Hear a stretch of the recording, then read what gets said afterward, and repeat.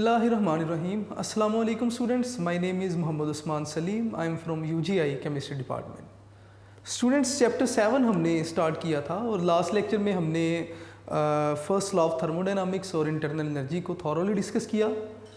Students, internal energy क्या थी मैंने लास्ट टाइम भी बताया आपको कि काइनेटिक एनर्जी और पोटेंशियल एनर्जी का सम है। Kinetic energy due to motion of the molecules और potential energy due to the attraction between the particles.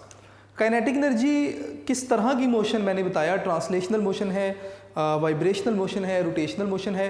Translational motion जो है वो इसमें मॉलिक्यूल्स मूव करते हैं अलोंग अ लाइन। ये लाइन स्ट्रेट भी हो सकती है, कर्व भी हो सकती है।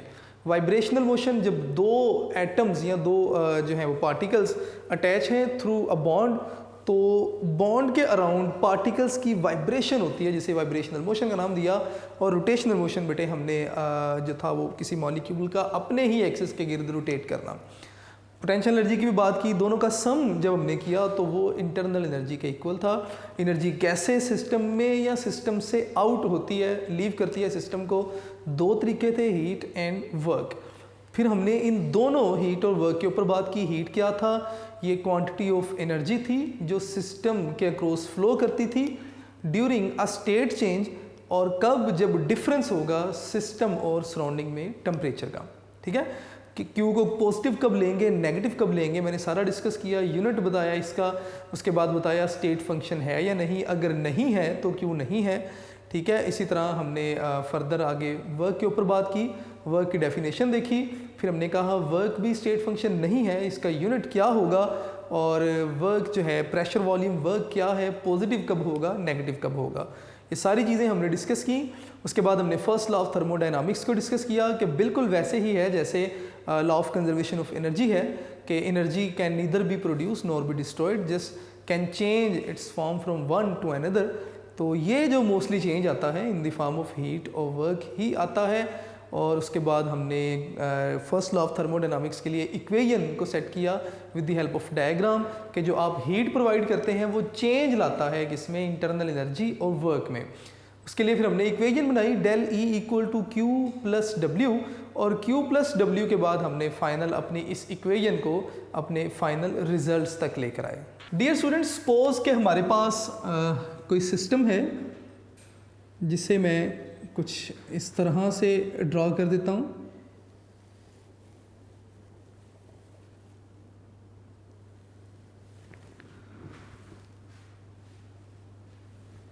इस सिस्टम में कोई गैस है। हमने क्या किया, हमने इस गैस को हीट प्रोवाइड की।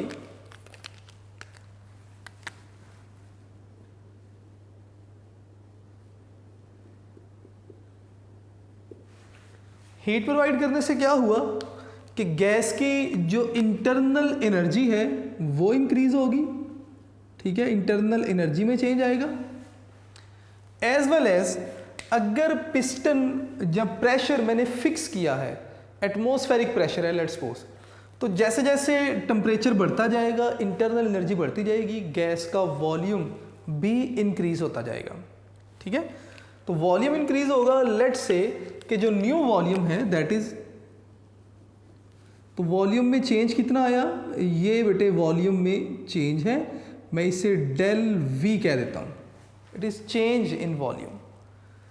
अब अगर हम क्या करें कि इस चेंज इन वॉल्यूम को प्रेशर से मल्टीप्लाई कर दें, तो इनका जो प्रोडक्ट है वो वर्क कहलाएगा। ठीक है, अगर आप इस रिएक्शन को देखें तो इसमें टोटल हीट कंटेंट क्या है कि हीट मिलने से एनर्जी में चेंज आया और प्रेशर वॉल्यूम वर्क हुआ। ठीक है, तो टोटल हीट कंटेंट को ही आप इंथैल्पी का नाम देते हैं। मैं यहाँ पे इसकी डेफिनेशन लिखने से पहले हम यहाँ पे इसको इस तरह लिख भी देंगे कि total heat content is called enthalpy.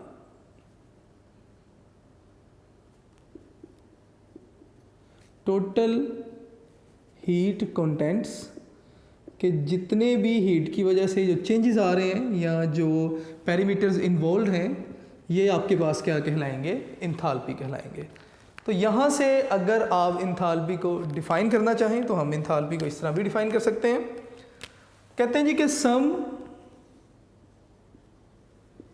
Of internal energy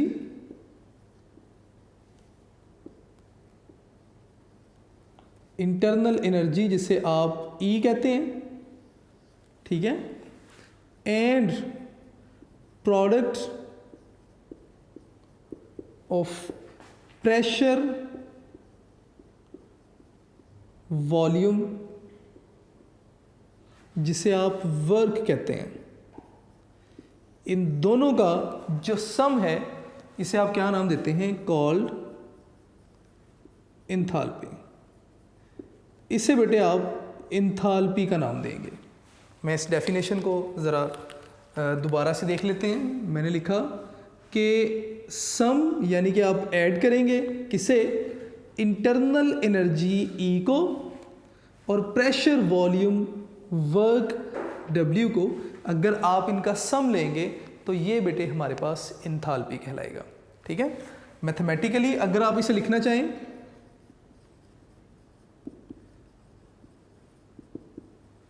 तो मैथमेटिकली हम इसे कुछ इस तरह लिख सकते हैं कि बाय डेफिनेशन हमें पता है कि H इक्वल टू आपके पास आ जाएगा जी E प्लस पी वी। यहाँ पे पी वी क्या है, प्रेशर वॉल्यूम वर्क है। ये इंथाल्पी की मैथमेटिकल फॉर्म है। यहाँ पे बेटे आपने एक दो बातें बता देनी है कि यहाँ पे H क्या है, इंथाल्पी है। मैं इसे इस तरह लिख दूंगा जी, H यहाँ पे हमारे पास क्या है, इंथाल्पी है। सेकंड आपने यहाँ पे ज़रूर बताना है कि इंथाल्पी क्या है, इज़ अ स्टेट फंक्शन। कि इंथाल्पी एक स्टेट फंक्शन है, ठीक है। उसके बाद नेक्स्ट आपने बताना है कि इंथाल्पी को आप एक फिक्स स्टेट पे मेजर नहीं कर सकते। सबसे पहले तो इन दो लाइंस को आप हाईलाइट कर लें एमसीक्यू के लिए, या एक और लाइन ऐड कर लें कि enthalpy is never less than total energy. कि इंथाल्पी टोटल एनर्जी से कभी भी कम नहीं होती। प्रेशर वॉल्यूम वर्क अगर ज़ीरो भी हो जाए तो इंथाल्पी एनर्जी के इक्वल आएगी, लेकिन एनर्जी से कम नहीं होगी। तो ये बेटे कुछ एमसीक्यू हैं, आप इन्हें अच्छे तरीके से जो है वो देख लीजिएगा, मार्क भी कीजिएगा इन्हें अच्छे तरीके से। इसके बाद नेक्स्ट जो है मेजरमेंट ऑफ इंथाल्पी आ जाती है। मैं इन्हें हाईलाइट कर दूं ताकि आपको पता हो कि इम्पोर्टेंट है ये। नेक्स्ट हमारे पास आ जाएगा जी मेजरमेंट ऑफ इंथाल्पी।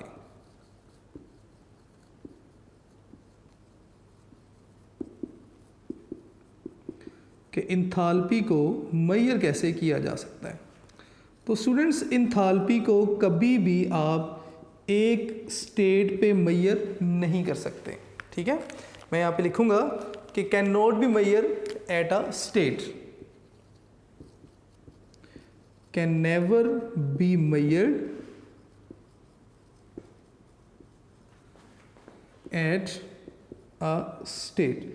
कि इंथाल्पी को आप एक स्टेट पे, यानी कि कोई सिस्टम है उसकी इनिशियल स्टेट है, इनिशियल स्टेट पे आप इंथाल्पी को मेजर करना चाहते हैं। ओबियसली इनिशियल स्टेट पे ना तो आप एनर्जी प्रोवाइड कर रहे हैं, ना ही प्रेशर वॉल्यूम वर्क हो रहा है, तो टोटल हीट कंटेंट जो है वो आप इजीली मेजर नहीं कर पाएंगे। तो इसलिए इंथाल्पी को आप एक स्टेट पे मेजर नहीं कर सकते।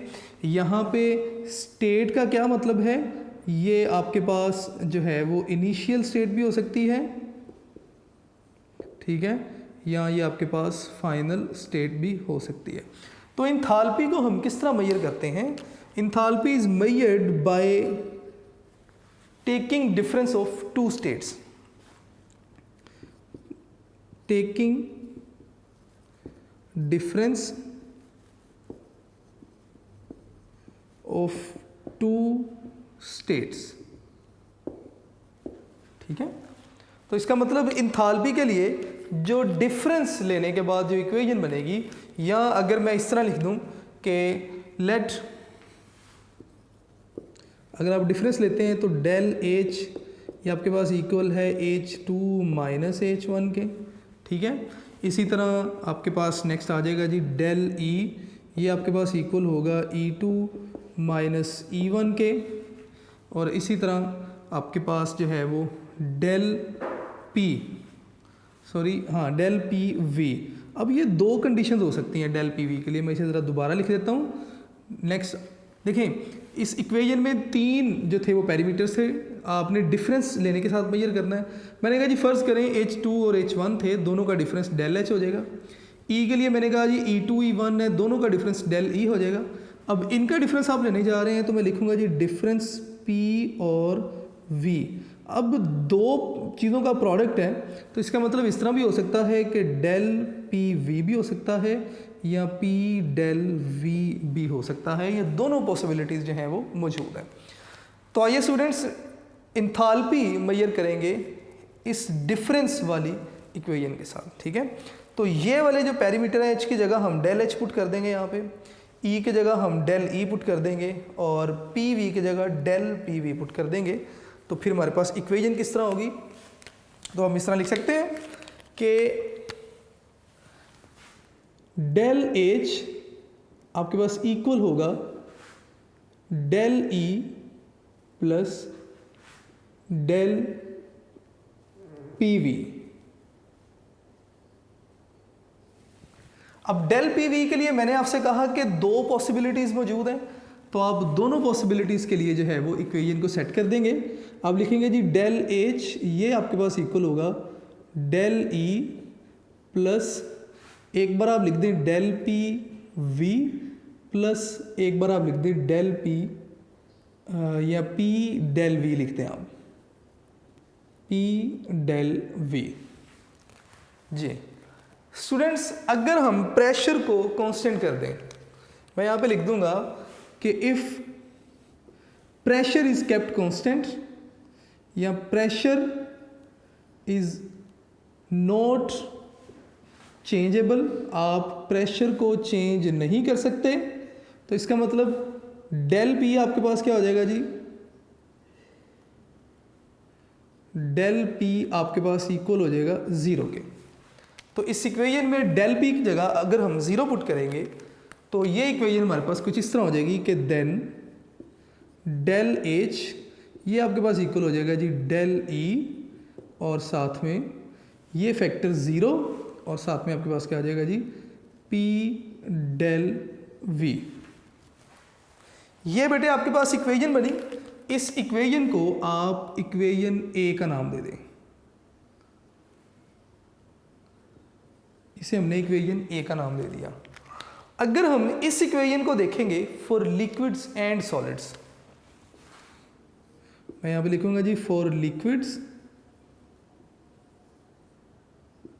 And solids. अगर आप इस इक्वेशन को लिक्विड्स और सॉलिड्स के लिए देखेंगे तो हमें पता है कि वॉल्यूम जो चेंज आता है डेल V इज़ ऑलमोस्ट 0 या negligible in liquids and solids. तो मैं यहाँ पे लिखूँगा कि इन लिक्विड्स एंड सॉलिड्स के change in volume is almost 0, क्योंकि लिक्विड्स और सॉलिड्स के पार्टिकल्स के दरमियान एम्प्टी स्पेसेस ऑलमोस्ट ना होने के बराबर होती हैं, इसलिए आप उन्हें कंप्रेस नहीं कर सकते, ठीक है। और अगर लिक्विड्स जो हैं या सॉलिड्स अगर इनके पार्टिकल्स एक दूसरे से दूर जाते हैं तो ऑब्वियसली लिक्विड्स जो हैं वो एवेपोरेट हो जाते हैं, वो फिर फेज़ ही चेंज हो जाएगा, लिक्विड से वेपर फेज़ में बात चली जाएगी।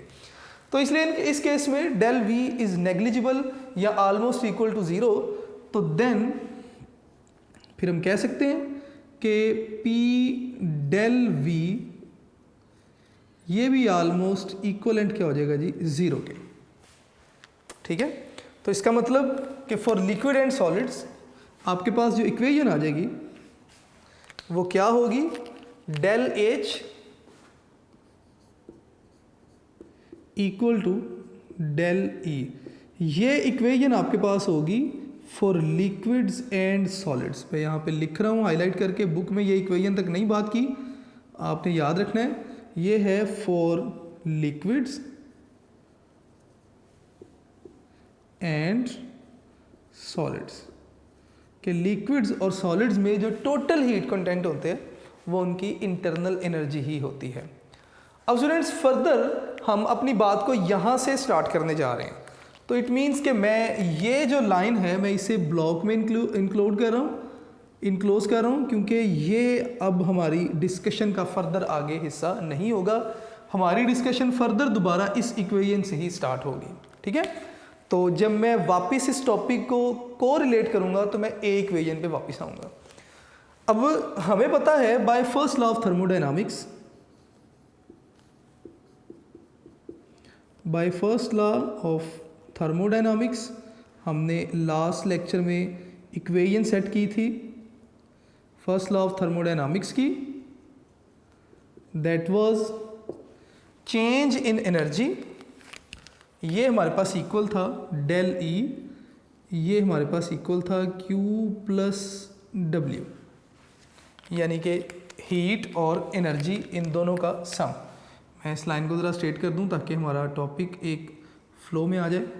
अब यहाँ पे जो हमने कंडीशन डिस्कस की, ये वर्क प्रेशर वॉल्यूम वर्क है और नेगेटिव भी है, क्योंकि work is done by the system, ठीक है। तो मैं यहाँ पे लिखूँगा कि here work is equal to pressure volume work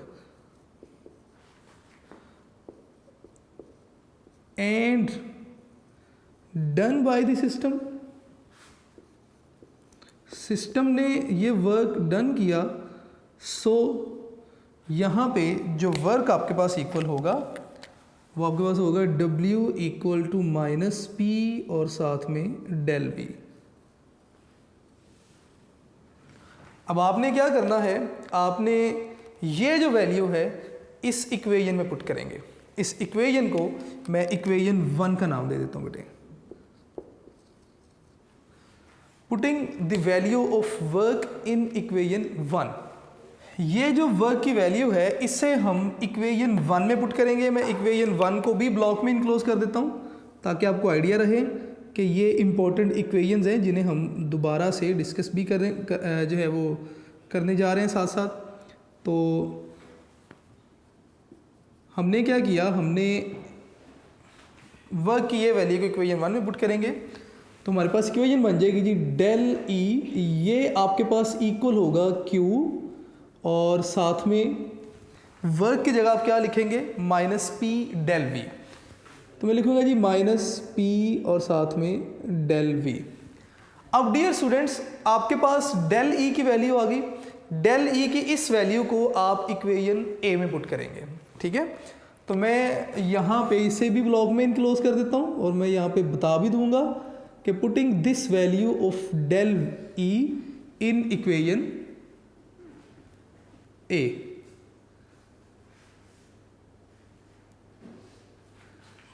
putting above value of del E in equation A। Equation A कौन सी है जी, ये वाली इक्वेशन A में जब आप डेल V की वैल्यू पुट करेंगे तो आपके पास इक्वेशन A कुछ इस तरह हो जाएगी। मैं यहाँ से ही आगे एरो दे के स्टार्ट कर देता हूँ कि यहाँ से हम इक्वेशन A को बना रहे हैं कि डेल H आपके पास इक्वल हो जाएगा किसके, डेल E की जगह आप वैल्यू पुट करेंगे तो Q minus P del V और साथ में प्लस P डेल V। अब ये positive negative values cancel out तो आपके पास आ जाएगा जी डेल H सारा इक्वल हो जाएगा जी Q, और चूँकि आपने कांस्टेंट प्रेशर पे बात की थी तो साथ में आप यहाँ पे P लिख देंगे। तो ये इक्वेशन हमें क्या बता रही है, ये इक्वेशन हमें बता रही है कि एट कांस्टेंट प्रेशर जो चेंज इन एंथैल्पी है सिस्टम में वो किसके इक्वल होगी, वो हीट ऑफ सिस्टम के इक्वल होगी। तो डियर स्टूडेंट्स ये हमारे पास एंथैल्पी था इसे हमने देखा, इसकी डेफिनेशन देखी और कांस्टेंट प्रेशर पे इंथाल्पी की वैल्यू भी कैलकुलेट की। अब स्टूडेंट्स नेक्स्ट आपके पास एग्जांपल है, आप ज़रा बुक से एग्जांपल के स्टेटमेंट भी देखेंगे और साथ ही साथ एग्जांपल को सॉल्व भी करेंगे। आइए स्टूडेंट्स एग्जांपल की तरफ चलते हैं। डियर स्टूडेंट्स नेक्स्ट एग्जांपल है, इसकी स्टेटमेंट देखेंगे ज़रा। उन्होंने आपसे कहा कि 2 मोल्स हैं किसके, हाइड्रोजन के, और 1 मोल है किसका, ऑक्सीजन का। ये रिएक्ट करते हैं एट 100 डिग्री सेंटीग्रेड टेम्परेचर पे और 1 टॉर प्रेशर पे, और ये प्रोड्यूस कर देंगे 2 मोल ऑफ गैशियस वाटर यानी कि वेपर्स के। और इस दौरान जो हीट इवॉल्व होगी, इवॉल्व मतलब एक्सोथर्मिक रिएक्शन है, दैट इज़ 484.5 किलो जूल। ठीक है, आपने क्या कैलकुलेट करना है, आपने डेल एच कैलकुलेट करना है और डेल ई कैलकुलेट करना है, लेकिन 1 मोल के लिए। तो आइए स्टूडेंट्स इसका जो सॉल्यूशन है वो स्टार्ट करते हैं। अब सबसे पहले तो आप इक्वेशन जो है वो इसकी लिखेंगे केमिकल रिएक्शन की। तो इस इक्वेशन को मैं कुछ इस तरह लिखूंगा कि 2 मोल ऑफ H2, तो मैं लिखूंगा जी कि 2 इंटू H2 और साथ में 1 mole of O2 plus O2, इन दोनों ने रिएक्ट किया। जब आप थर्मोकेमिस्ट्री की इक्वेशंस लिखेंगे तो आपने फिजिकल स्टेट्स ज़रूर लिखनी है साथ। H2 गैस है और O2 भी क्या है, गैस है, और इन दोनों के मिलने से आपके पास जो है वो 2 मोल वाटर प्रोड्यूस हो रहा है। तो मैं यहाँ पे लिखूँगा जी 2H2O, और इन्होंने कहा कि ये जो वाटर है गैशियस स्टेट में है, तो इसके साथ भी हम यहाँ पे क्या लिखेंगे, गैस लिखेंगे। इस दौरान जो हीट चेंज आया that is 484.5 kilo joule per mole. तो डेल एच यहाँ पे आप लिखेंगे, हीट इवॉल्व हुई तो नेगेटिव साइन के साथ, और 484.5 किलो जूल। ये बड़ी इंपॉर्टेंट चीज़ है, आपने इसे देखना है, इसी से हम बाकी अपनी सारी वैल्यूज़ भी कैलकुलेट कर लेंगे। अब स्टूडेंट्स इन्होंने आपसे क्या कहा एग्जाम्पल में कहा गया आपने 1 मोल के लिए डेल एच भी कैलकुलेट करना है और डेल ई भी, यानी कि ये जो वैल्यू आपको दी गई है 2 मोल वाटर जब बन रहा है तब के लिए आपने 1 मोल वाटर के लिए डेल एच कैलकुलेट करना है। तो आइए सबसे पहले ए जो है हमारा डेल एच उसे कैलकुलेट करेंगे। तो मैं यहाँ पे लिख दूंगा 4 del H. Del H calculate करने के लिए हम क्या लिखेंगे students, del H for 2 mole of water के 2 मोल के लिए जो डेल एच की वैल्यू आपको गिवन थी that was -484.5 kilo joule per mole. मैं इसलिए लिख रहा क्योंकि ये इक्वेशन 2 मोल्स के लिए है। ठीक है, अब आपने करना क्या है, आपने 1 मोल के लिए कैलकुलेट करना है। तो मैं लिखूंगा जी डेल एच फॉर 1 मोल। तो जब आप 1 मोल के लिए लिखेंगे तो ये इक्वेशन आपके पास क्या होगी, 2 मोल के लिए वैल्यू ये है, तो 1 मोल के लिए देखना है तो 2 से डिवाइड करेंगे, -484.5 डिवाइडेड बाय 2। तो ये बेटे आपके पास आंसर आएगा 242.25 लिख लें या 2 लिख लें, आपकी मर्ज़ी है। तो किलो जूल, और अब मैं साथ में पर मोल भी लिख सकता हूँ क्योंकि ये आंसर मेरे पास 1 मोल के लिए है। तो फर्स्ट आंसर तो आपके पास आ जाएगा जी del H for 1 mole that is 242.25 kilo joule per mole. अब next one is del E आपने कैलकुलेट करना है। ठीक है, तो डेल ई से बात को स्टार्ट करेंगे। फॉर डेल ई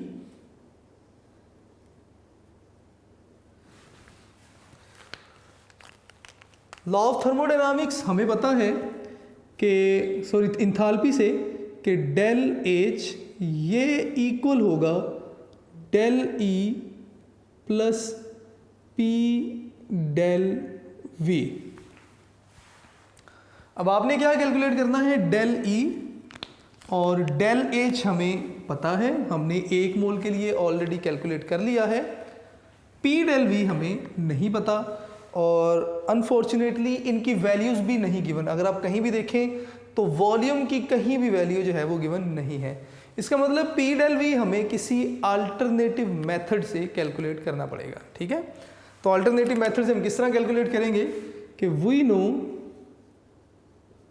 क्या कि P V equal to N R T.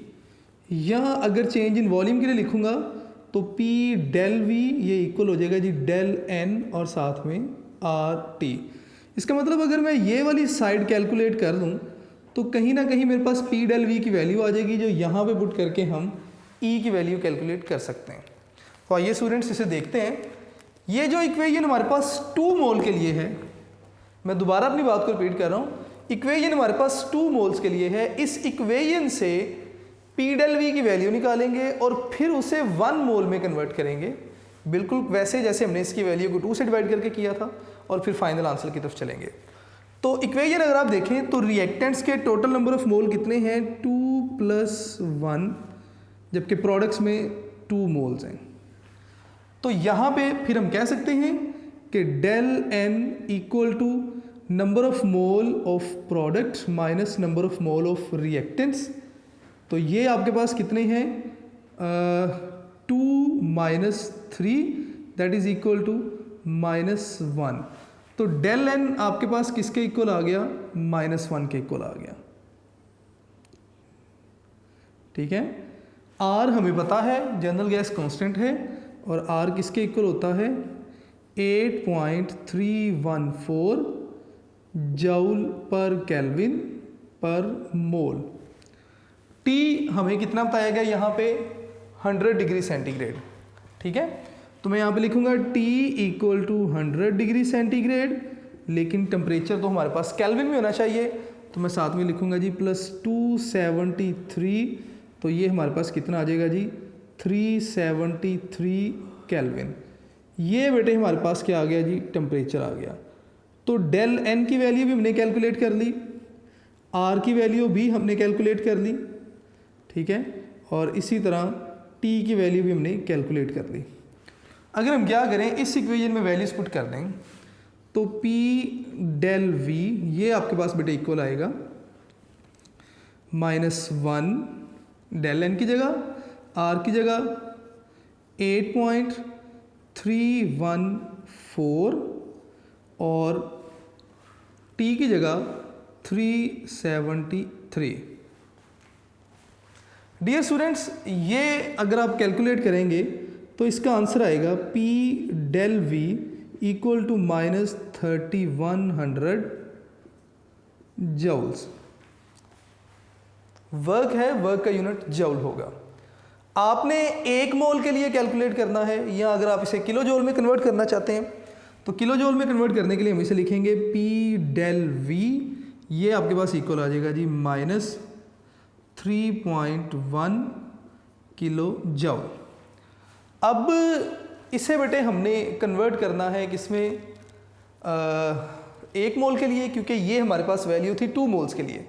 हमने 1 मोल के लिए लिखना है, तो मैं लिखूंगा जी फॉर 1 मोल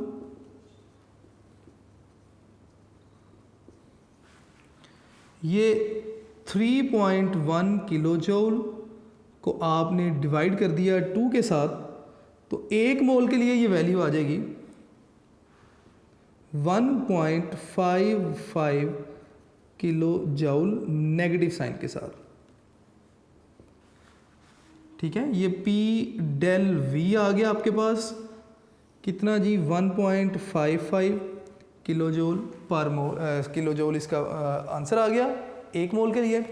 अब आपने पी डेल वी की ये वैल्यू जो है वो इस इक्वेशन में यहाँ पे पुट करनी है और आपके पास फाइनल आंसर आ जाएगा। तो स्टूडेंट्स नेक्स्ट वैल्यू मैं पुट करूँगा,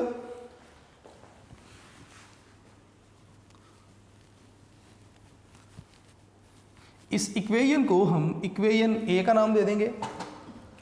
ठीक है, तो ये हमारे पास इक्वेशन थी। अगर हम कह दें जी कि इट इज़ इक्वेशन ए,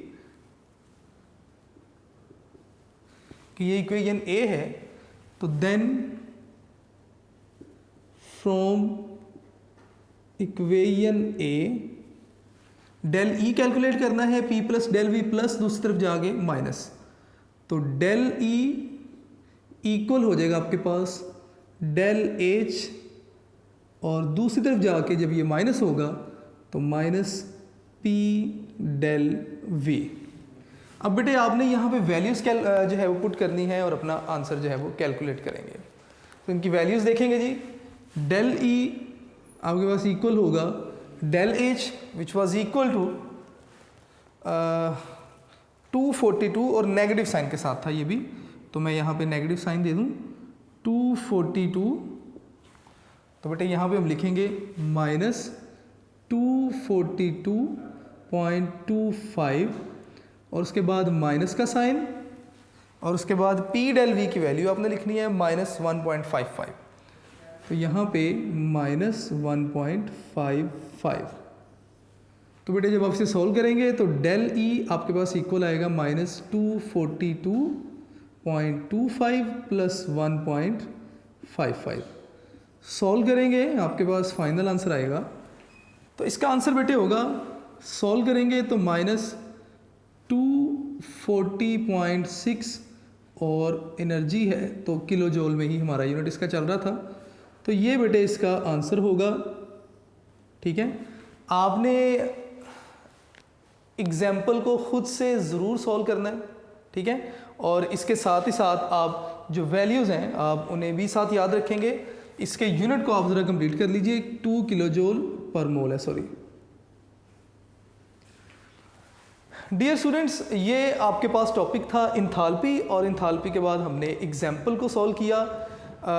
आप अपने लेक्चर नोट्स ज़रूर बनाइएगा, यूनिक नोट्स ज़रूर देखिएगा, इंपॉर्टेंट एमसीक्यूज और शॉर्ट क्वेश्चंस आपको मिलेंगे यूनिक नोट्स में से। और इंशाल्लाह बेटे नेक्स्ट लेक्चर में नेक्स्ट टॉपिक के साथ हाजिर होंगे। अपना ढेर सारा ख्याल रखिएगा। अस्सलाम वालेकुम।